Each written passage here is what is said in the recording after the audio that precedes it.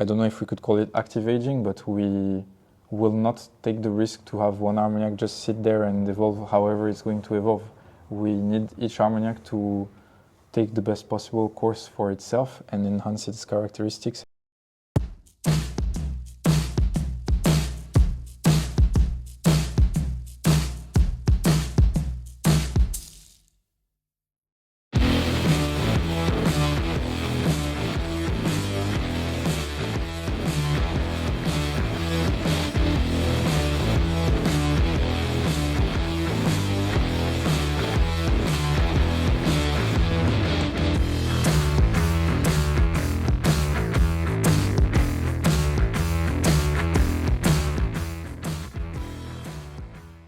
In the first year, 2 years, Armagnacs will move a lot.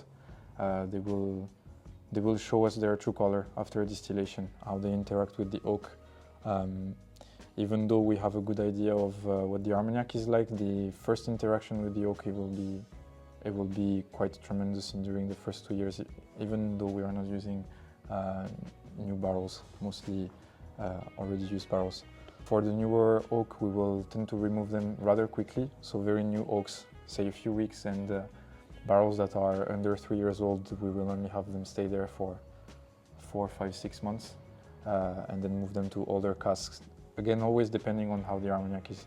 If we find this Armagnac has an interesting chestnut aroma, then the question is how can we keep this chestnut aroma and build this structure around this Armagnac to shine light on this chestnut. So it will be, if it's chestnut, we know we can bring in more wood and more tannins, so we'll put it in say a 10 years old barrel. I'm just saying it like that. And if it's a flowery, airy aroma, we will try and put it in a very, very old barrel that will move the Armagnac very little, but we'll still oxygenate it little by little. So you're going from more active casks to less active casks to demijohns? Yeah, but then again, always depends. So recently we experimented with a 1974 that had incredible strength and fruitiness for its age, and we thought let's do it the other way around, and we went on to do a double oak with new oak at the end of aging.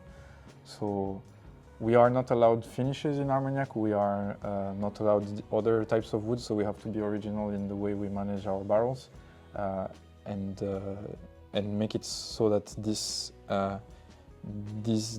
moving Armagnac into different barrels enhance every Armagnac. So in the space of 15-20 years, the first 15 to 20 years, I'd say it's the most important part of the aging process.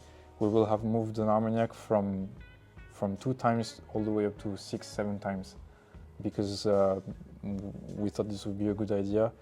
Didn't do much, and the Armagnac moved again, so we moved it to another barrel. That's how we do it. So the first 15-20 years, they are very important. So the first 2 years, super important, because we will know how the Armagnac behaves with oak, and then in the first 15 to 20 years, we will first of all, we will be bottling a good part of all these Armagnacs aging. So we will separate the ones that will go on for more aging, and the ones that we want to bottle now. We want to have a good balance between fruit and oak. I'm a big fan of the younger stuff, like 15 years old, because you get the grape and you also get the tannins, and I think the balance at this age is great. And after those 15-20 years, then we will go on to the longer aging period. We will move them to their final resting barrel, where they will be maturing for long.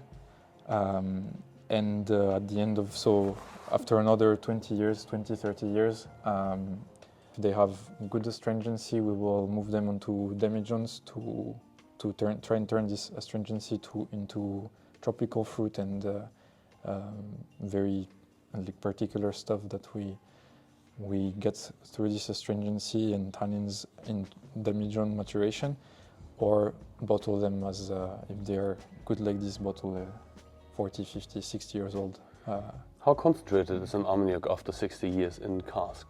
1 liter or 100 liters? roughly becomes how many liters?